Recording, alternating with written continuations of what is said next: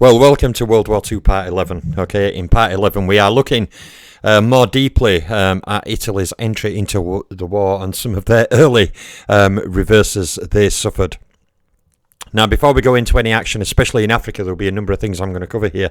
The first thing I want to go through, okay, is Italian strength in Africa, okay. Now, basically, okay, Britain, the commander-in-chief of British forces in the area, okay, had only about 5 divisions, 100,000 men, but one of those contingents was the 7th Armoured Division, okay. There was also the 4th Indian Division and some other brigades. The 7th Armoured Division would prove to be the straw that broke the camel's back, okay, especially when the Italians went up against the British tanks, but we'll go through that a little bit. Now, Italy, okay, by comparison, in Libya alone, okay, they had the 5th Army, okay, which comprised 6 infantry divisions and 2 black shirt divisions. In the east of Libya, okay, they had the 10th Army, which consisted of 3 infantry divisions, a black shirt division and 1 native Libyan division, and a 4th division, okay, the 2nd Libyan division, moved up from Tripoli to Benghazi. So that means in North Africa, okay, Italy entered the war with 236,000 troops, 1,800 artillery pieces, nearly 340 tanks, and 150 first-line aircraft, okay. But the Italian air strength was comparatively weak, but even so was far more stronger than that of the British at that time. And really, the Italian actions, you know, really did not go very well, okay. Now, when we take about the Italian L3, a 3-ton light tank, okay, used in Libya, it was actually dubbed the Sardine Can, okay, as Franco's men had dubbed it, because they'd faced them in the Spanish Civil War, and basically it was said that these tanks could be peppered by basically any gun over a 2-pounder, you know, could take out those tanks. So many of the Italian tanks were not really what you would call formidable. And Italy's military, like I've pointed out with the anti-tank weapons, they only had 8 per division, whereas Germany had 75 per division, France had over 50 per division. You know, the ability to fight tanks, especially for their infantry units, was really curtailed, which really told, okay, when faced against the fantastic British 7th Armoured Division, which gave them a severe kicking. So the 10th Army's offensive, okay, got underway on September 13th, okay, 4 divisions and an armoured group crossed the frontier into Egypt, okay. Now, difficult terrain, temperatures at times over 50 degrees centigrade, sandstorms, anti-tank mines, you know, everything worked to slow down the Italian advance, and they averaged about 12.5 miles per day. Now, if you think about the Germans in France, they were averaging up to 50 miles a day, so it was a very slow advance, especially for a modern force. Now, in afternoon on September 16th, okay, the Black Shirt Division, the 23rd Black Shirt Division, occupied a town called Sidi Barrani. Now, this advance had cost them over 500 casualties. The British 7th Armoured Division, which had been ordered to fall back before the advance, had only lost 50 men and taken over 500 Italian casualties. Now, in taking Sidi Barrani, okay, Graziani had covered 60 of the 315 miles between the Libyan frontier at Sollum and one of their main targets, the giant port at Alexandria, and he was 75 miles from his next objective, Marsa Matruh. Okay, so before moving on, Matruh, okay, Graziani was determined to halt until damage done by retreating British had been repaired, okay, until the Via Balbia, which was the main road, okay, that ran along the Libyan coast that the Italians would be using, had already been damaged. He also wanted to set up, you know, a fresh water pipeline to stock Sidi Barrani with provisions, ammunition and fuel. You know, now Mussolini was not very happy about this. He thought that Graziani should have continued, but he did not, okay.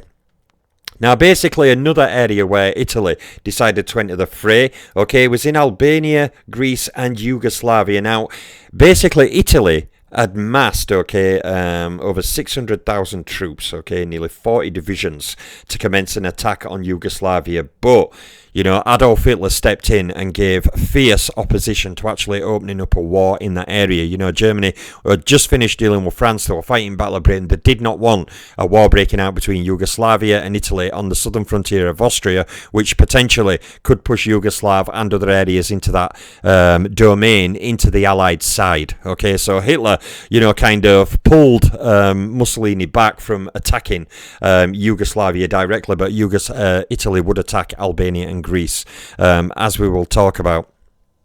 Now, basically, on July 9th, off the Calabrian coast, off the Cape of Cape Spartivento, the Italian fleet under Admiral Campione were returning to base, having escorted an important convoy carrying troops and equipment to Benghazi, in Africa. Now, the British Mediterranean fleet, under command of Admiral Cunningham, was also at sea in the Mediterranean, and it had been kept well informed of the Italian fleet's movements, by aircraft operating from Malta, which would become a famous strategic vantage point of World War II in the Mediterranean, and from aircraft, launched from the aircraft carrier Eagle. And basically Cunningham already had a plan to intercept the Italian force on its return to Taranto.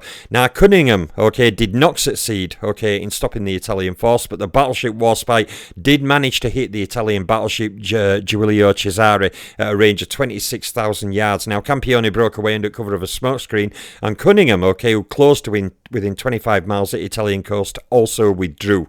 Now this is one little story that shows you the ineptness of Italy's military forces. Now, the Italian fleet, was spared from suffering heavy losses against the British, but they nearly suffered heavy losses, to the Italian Air Force, because the real Italian Air Force absolutely flew out, saw a fleet of ships and proceeded to drop hundreds of bombs trying to bomb these ships, not realising at the time it was Campione's fleet, returning to Italy. So the Italian Air Force very enthusiastically went out, thought they'd get an early victory, and tried bombing their own ships, and Campione actually made a sarcastic comment that maybe the Italian military arm needs to sort out the problems between the Navy and the Air Force before maybe tackling the British. But basically, Mussolini wanted to fight off the Royal Navy in the Mediterranean, but that was not an easy task. The Italian light cruisers Bartolomeo, Colleone and Bandiniera, which were heading for Leros in the Dodecanese, fell in with the Australian light cruiser Sydney and 5 destroyers. Now, hitting her engine rooms, the Colleone was immobilised and sunk by torpedoes, while the Bandinieri escaped. Now, that was a clear indication, that in one-on-one shipping fights with the Royal Navy, the Italian Navy was going to come off. Now in early August, naval balance in Mediterranean, like I mentioned before, seemed to have shifted in Italy's favour. They had battleships and they had more just being constructed.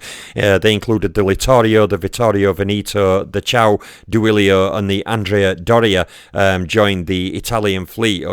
They were the 4 additional battleships in conjunction with the 2 they had at the start of the war, and they were powerful modern warships, displacing over 40,000 tons. They had batteries of 9 15-inch guns and went nearly 30 knots. So they were powerful modern warships. But really, the Italian command was not really good enough to deal with the RAF. Now, the Valiant, fresh from a refit, the anti-aircraft cruisers Calcutta and Coventry, and most important of all, the new aircraft carrier Illustrious, which carried 34 aircraft, of which 12 were Fulma fighters. With this reinforcement, Cunningham's battle fleet could defend itself, adequately against the Italian bombers. Illustrious and Valiant had additional advantage, of course, of being equipped with radar, a British invention. Thus, the Royal Navy, had reacted promptly and skillfully, and these new reinforcements anchored at Alexandria on December 5th. Now, during operation, the aircraft carrier Argus, having steamed to south of Sardinia, flew off 12 Hurricanes to strengthen the threadbare defences of the island of Malta. Now, it is surprising to note that after neutralisation of Bizerta with the signing of armistice, the Italians had made no attempt to take Malta. The defences at Island Fortress were pitifully weak. There were 68 light and heavy anti-aircraft guns instead of the 156 guns which had been planned in a pre-war update of Malta's defences. And when Italy entered war on June 10th, Malta's air defences consisted of 5 Swordfish torpedo bombers and 4 Sea Gladiators, the Gloucester Gladiators. One at latter was soon damaged beyond repair, and the remaining 3, of course, rather historically and legendary, were renamed Faith, Hope and Charity. Now, these were later joined by 9 more Swordfish and 9 Hurricanes. And really, the island of Malta, with inadequate anti-aircraft defences, only a very small air arm, really produced a major problem in the Italian side. Now, Admiral Cunningham had protested against running down on Malta's defences, which British government and Imperial General Staff had countenanced, but his complaints had not been taken up. London had decided that in the event of a war with Italy, the Middle East theatre would be supplied by the sea route, the good old-fashioned sea route around the Cape of Good Hope. But the British were very confident in dealing with the Italian Navy. They were very confident they could not only handle them but gain decisive victories, which of course we will see. Now, while all this were going on, okay, there were now growing scenarios in Albania, Taranto and Sidi Barrani. Now, basically, okay, the general mobilisation of the Greeks after coming under attack from the Italians gave General Alexandros Papagos 15 infantry divisions. Greece also had 4 infantry brigades and a cavalry division, and they were formed into 5 military corps. Now, on paper, you know, the Greek divisions were inferior to the Italian divisions, okay, but this disparity in numbers was largely balanced by the chronic difficulties at terrain, okay. Greece, very hilly, very mountainy, very low access points to many areas, so it was not favourable terrain for a large modern army to traverse. Now, in Italian plan, okay, the initial assault would be carried out by 4 divisions, okay, attacking in Epirus, okay, with another 2 divisions covering main attack by advancing against the Morova Massif.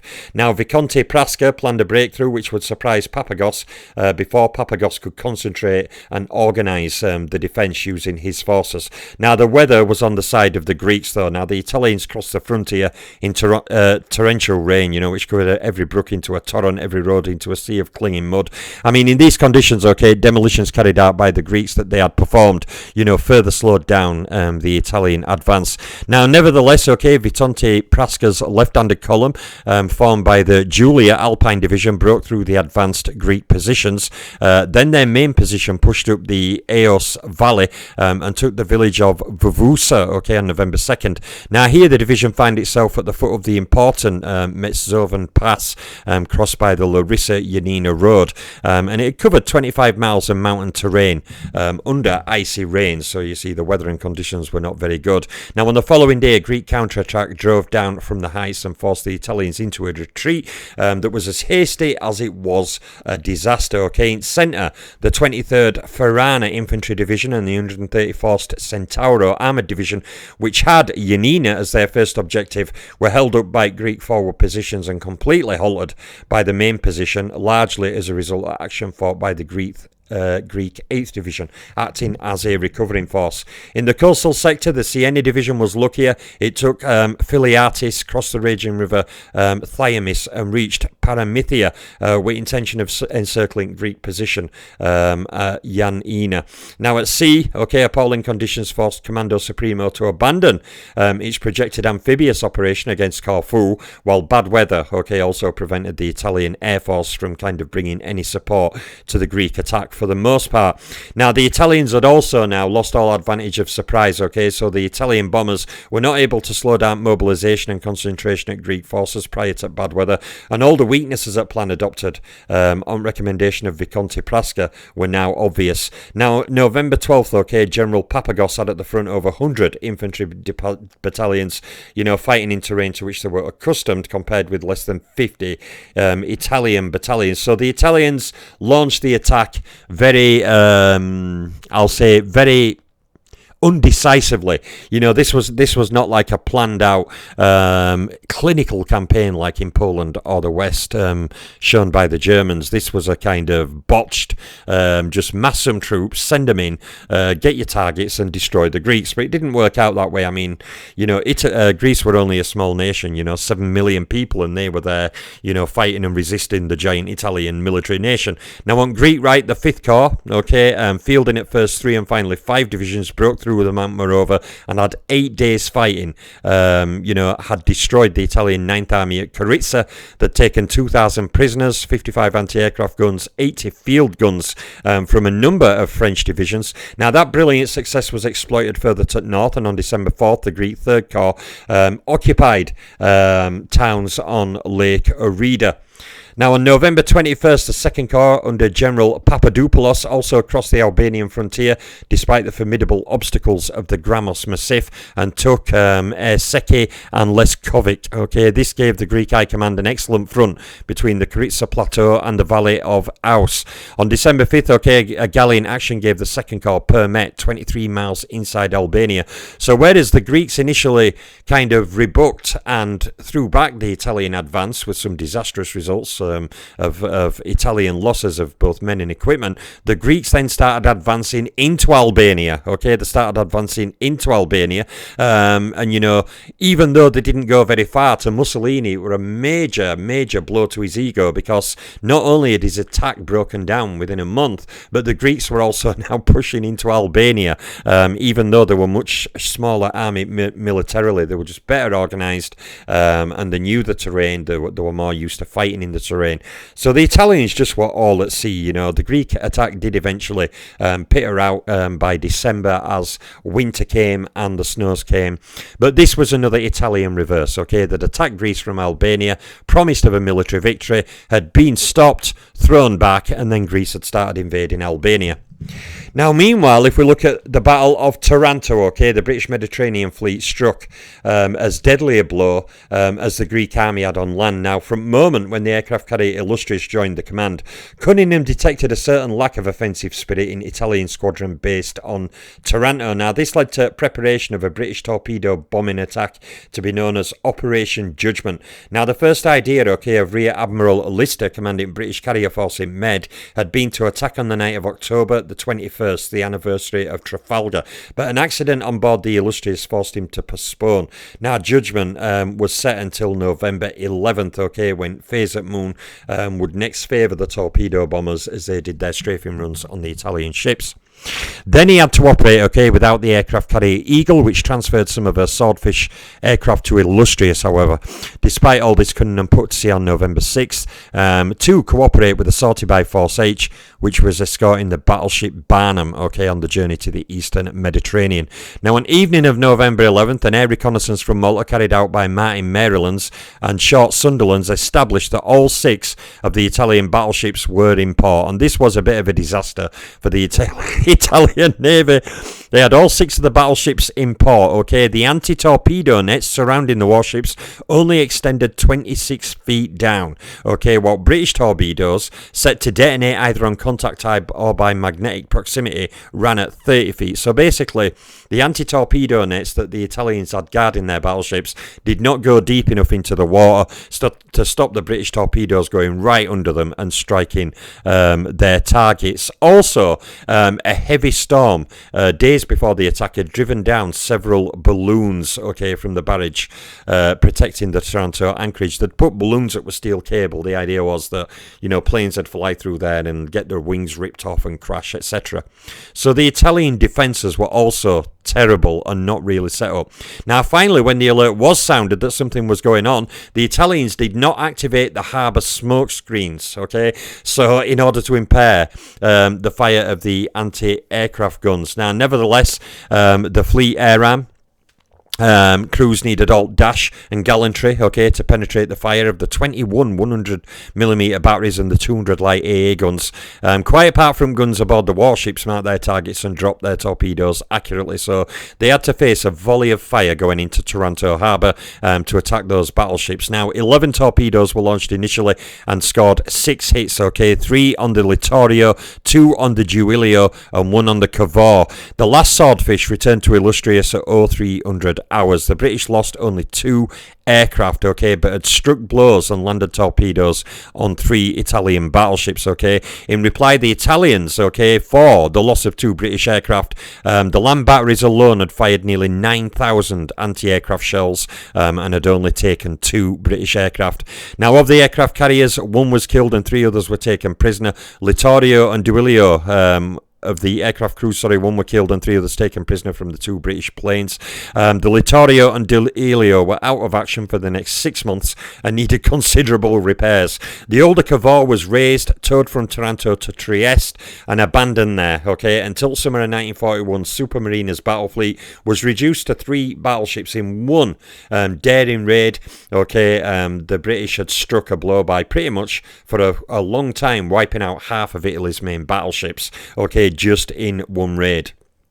So, now, this permitted Admiral Cunningham to release the elderly battleships Ramillies and Malaya for much-needed escort duties on the Atlantic convoy routes. So, taking away the threat of the Italian battleships, for the most part, gave him chance to section off some of his forces for other tasks. Now, this series of disasters, caused near chaos in Italian High Command, Now, Mussolini decided to make a scapegoat of Marshal Badoglio, but as Commander-in-Chief of Italian Armed Forces, he could hardly level a public indictment against his own Chief of General Staff. So Mussolini opened his campaign against Badoglio with a vicious editorial aimed at the Marshal by Roberto Farinacci, editor of the official paper The Regime Fascista. Badoglio demanded a public retraction of the allegation that he was not only incompetent, but had also betrayed Mussolini's trust by ignorance or treachery. When he was refused all satisfaction, Badoglio resigned on November 26. Now, this allowed General Ugo Cavallero to step into his place. Now, apart from the torrent of defamation poured on his character in Ciano's diary, it must be said Cavallero was a much-discussed figure among his fellow generals, and a period of involvement in the arms industry had not added to his prestige. Now, Admiral Cavagnari, was dismissed as the head of Supermarina and Under-Secretary of State for the Navy, and was replaced by Admiral Arturo Riccardi, a fact which was publicly branded as the man responsible for the Taranto fiasco. So basically, one disaster led to another, Italy attacked Greece. They found that the Greeks were much more better defended than what they assumed, and their initial attacks had some success, but then were thrown back. At this point then also, the Greeks then counterattacked into Albania after stopping the Italian advance and started taking Albanian territory, which is ridiculous. So, it is really, really crazy. Now, meanwhile in Albania, Italians could rely on bad weather, to halt the Greek offensive, which petered out by December. Now, in spring, Germans could therefore launch Operation Marita, which would deploy the German 12th Army, under Field Marshal List, and the Panzer Group Cleese, totaling 5 corps made up of 4 Panzer divisions, 1 motorised divisions, 2 mountain divisions, and 10 infantry divisions. In Libya, on the other hand, the debacle at Sidi Barrani stressed the need for immediate action. Now, basically, what happened here is that the Italians had not done very well. They'd penetrated into, over the border, but they had taken a bit of a kicking, if I'm honest. So basically, the Italian attack, in Africa. Now, Italian forces around Sidi Barrani, which I mentioned had already taken, had severe weaknesses. They were not very well deployed. They were not formed into a cohesive group.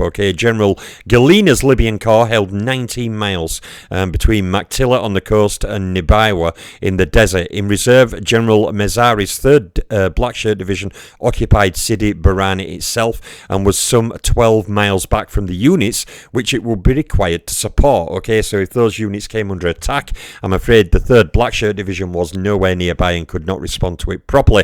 Now, the area between the 2 points was only weakly patrolled, so they were very strung out, in disposition, and fatally vulnerable, to a tank assault. Now, as it could not be adjusted within 24 hours, it exposed the Italian army motorised on foot, as a wag referred to it, to piecemeal destruction. Now, in addition, the rocky terrain had prevented an anti-tank ditch from being dug, which also played into British hands, and there were too few 47mm anti-tank guns to repel an armoured advance. What I mentioned before, that they just weren't armed enough for anti-tank warfare, the Italian divisions. Now, matters were worsened by Italian intelligence's failure to grasp British plans. Graziani believed the British were over 200,000 strong, when actually they were half that, but they certainly fought like they were 200,000 strong. Now, at the front, there was some impression that something was afoot. The Italians started gaining The British seemed to be up to something, okay, the increase in motorised patrols, but the Italians did not change their dispositions before December 9th, and then it was too late on dawn on the 9th.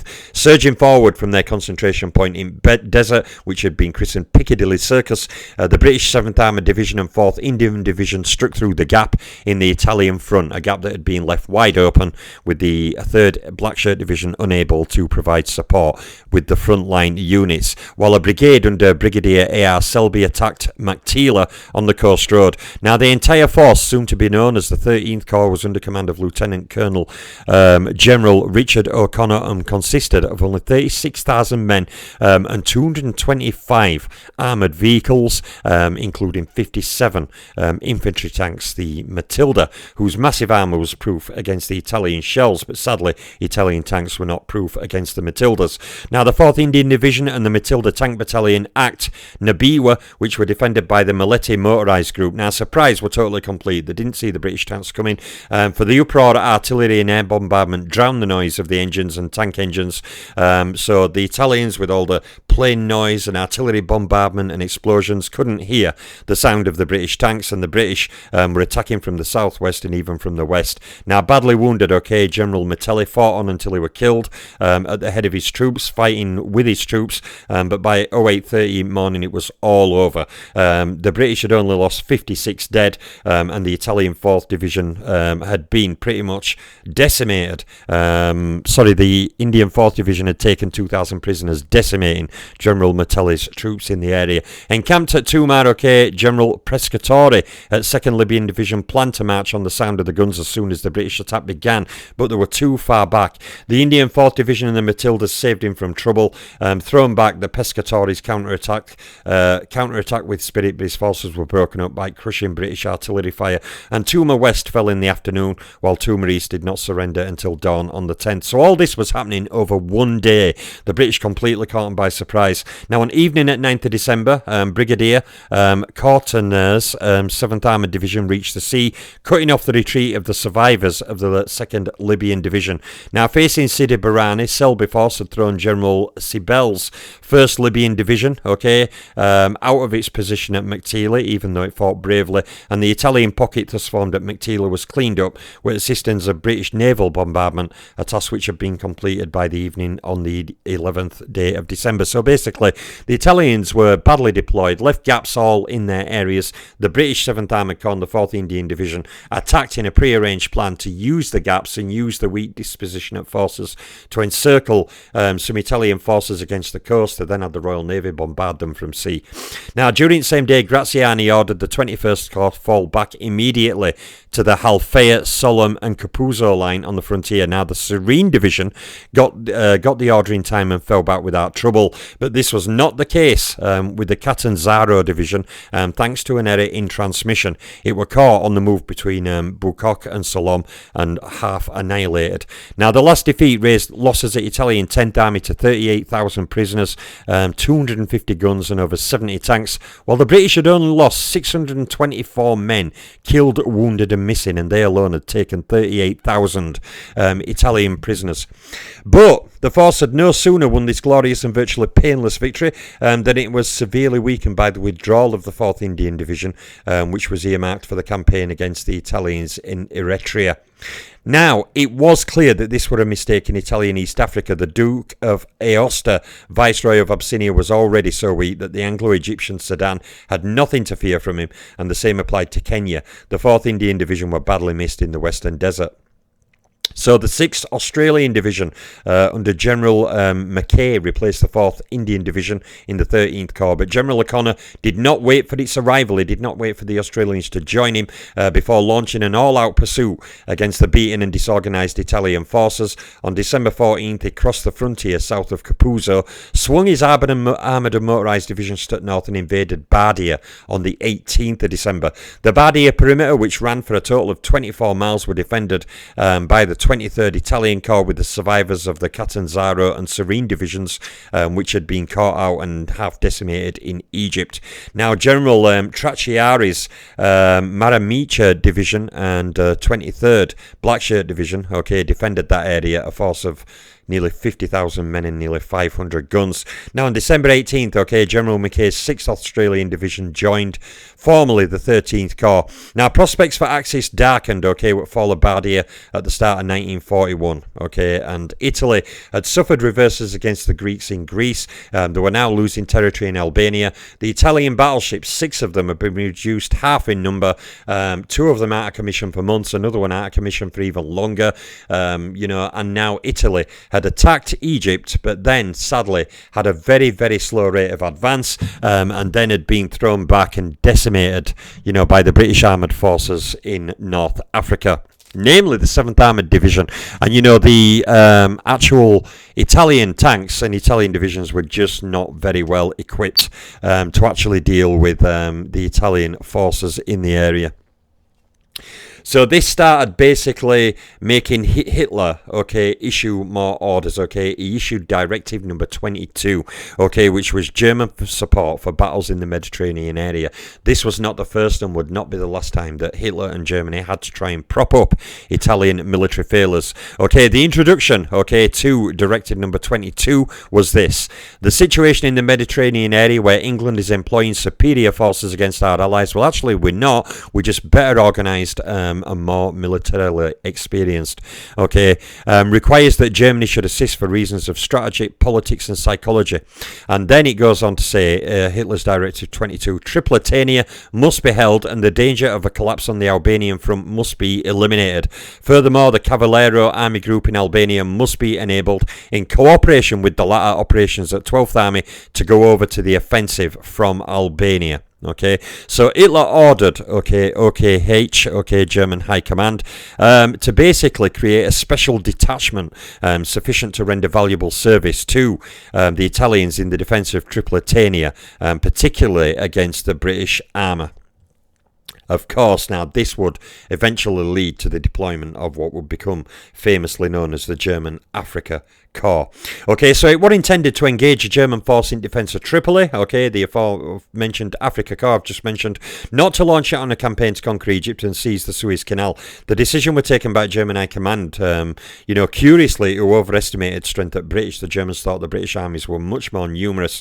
So basically the Germans took the assessment of the Italians, okay. Now the Italians believed that Wavell had 17 full-strength divisions and over 1,000 aircraft, when actually the British armies in Egypt totaled 5 divisions in total, okay. But Hitler listened to the Allies and basically thought, you know what, they have a major force there. Now meanwhile, German plans, okay, were to seize the Rock of Gibraltar for the Axis. Were also nearing completion. Field Marshal von Richelieu was to take command of the operation, codenamed Felix. Now he had under his command 2 panzer divisions, 3 motorised divisions and a mountain division, supported, okay, by Luftflotte 8's Flieger Corps, which comprised 8 Stuka Gruppen, 2 fighter Gruppen and 5 reconnaissance squadrons. Now, the question of Portugal remained to be settled. If contrary to Hitler's expectations, President Salazar appealed to Britain. Richelieu's forces would leave their planned route, okay, at Casares and head for Lisbon along the left bank of the Tagus. Now, the assault on Gibraltar was to be entrusted, okay, to the Jebus Corps, okay. Now, according to calculations of General Brand, head of artillery at OKH, the fortress had 154 guns, including 56 anti-aircraft guns, and the Neckarland connecting the rock to the mainland was exposed to fire of 14 guns in concrete casemates. So General Kubler was therefore to be given about 50 heavy batteries of guns with 8,500 tons of ammunition to strengthen his normal quota of artillery. This was to smash through the border defences. In addition, the Germans were planning to use the untried weapon like the Morse Karl, which was an enormous artillery mortar, a self-propelled trap vehicle with a 60cm, 23-inch mortar, which fired a 2-ton armour-piercing shell, a 2.2-ton armour-piercing shell over a range of over 4 miles. Now, this huge 132-ton vehicle was powered by a 580 horsepower engine and therefore had a certain mobility. But you see, the problem with all of this, a lot of the time would be the Royal Navy. Now, Operation Felix would be completed when the coastal batteries of 15cm and 24cm had been established at Quetta and Tarifa, okay, commanding the strait, while a panzer division and a motorised division were sent into Spanish Morocco. Just quickly, one of the plans of the Germans was to take Gibraltar, So they could then mount those 15 and 24-inch guns to defend against Royal Navy incursions into the Mediterranean to try and seal the Pillars of Heracles under German gunfire.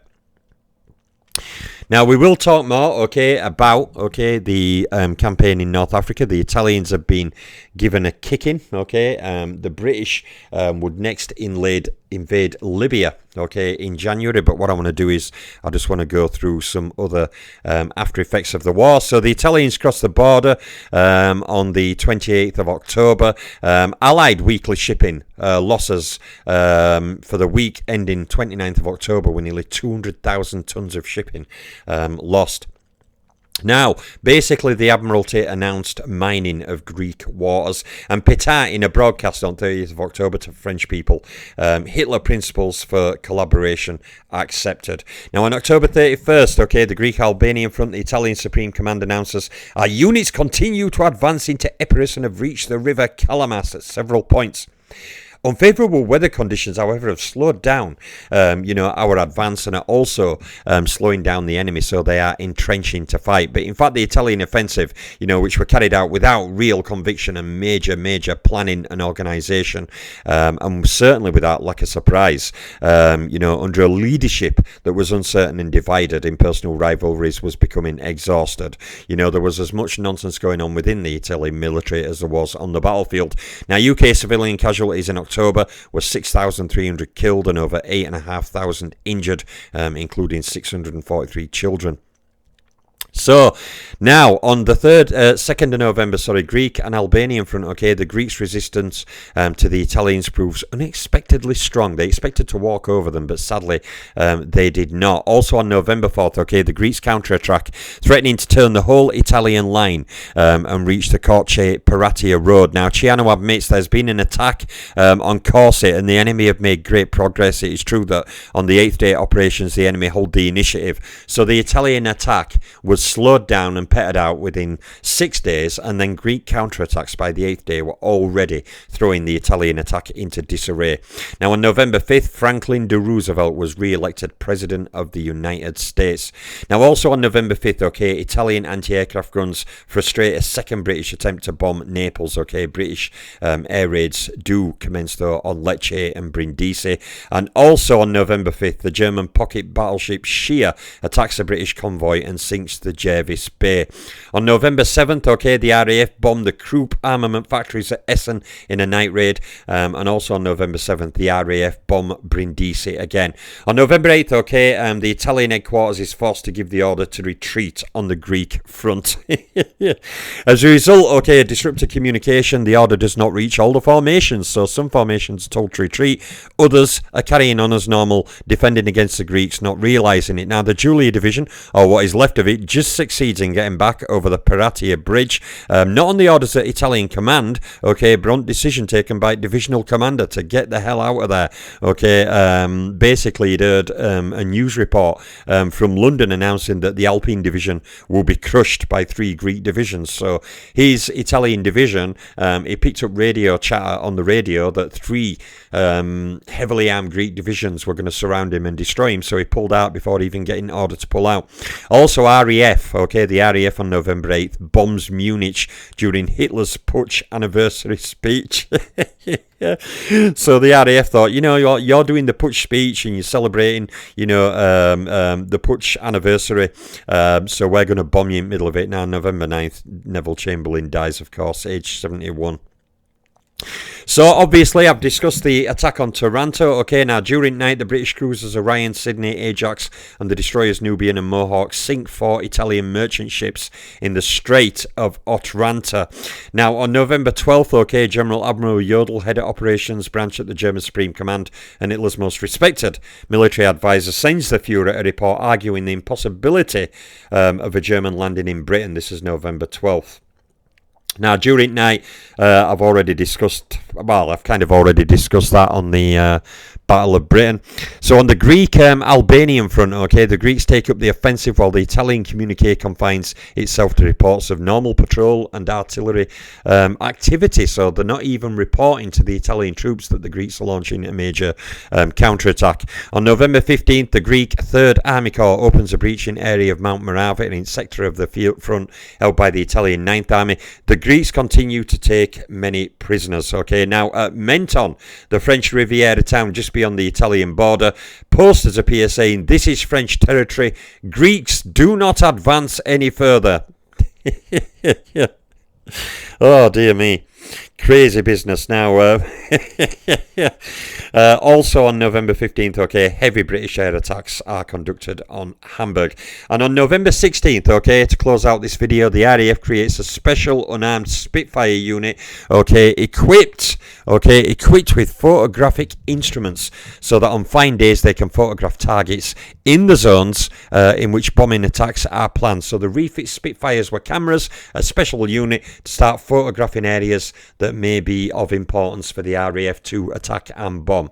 So that is where I will leave World War II Part 11, Italian failures. Going forward in further parts, we head to the summer of 1941 and the greatest invasion in the world.